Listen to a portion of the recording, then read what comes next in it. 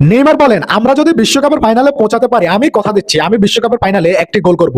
একটা ছেলের দলের প্রতি কতটুকু ডেডিকেশন থাকলে তিনি এভাবে বলতে পারেন। বিগত এক যুগেরও বেশি সময় ধরে এই নেইমার জুনিয়র তিনি ব্রাজিল টিমটাকে একাই টানছে। বিগত ওয়ার্ল্ড কাপ গুলোর দিকে আপনি তাকান, নেইমারের মতো বেস্ট পারফর্মার আপনি ব্রাজিলে পাবেন না।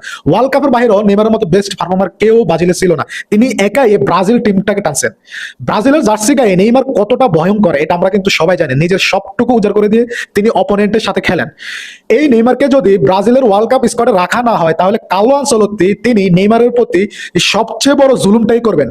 ইনজুরি মুক্ত নেইমার যতটুকু দলের জন্য করতে পারেন, অন্যান্য যেসব প্লেয়ার আছে তারাও 100% ফিট থাকলেও নেইমারের মতো করে দেখাতে পারবেন না। Vinicius Junior, Raphinha, Rodrygo, Martinelli, Estevao সহকারে অন্যান্য যে সকল প্লেয়ার আছে তারা 100% বেশিও ফিট থাকলে যা করতে পারবে ইনজুরি মুক্ত নেইমার বা ইনজুরি যুক্ত নেইমারও তার চেয়ে দ্বিগুণ করে দেখাতে পারবে। সো কার্লো আনচেলত্তির উচিত হবে যে নেইমারকে অবশ্যই ব্রাজিলের ওয়ার্ল্ড কাপ স্কোয়াডে রাখা।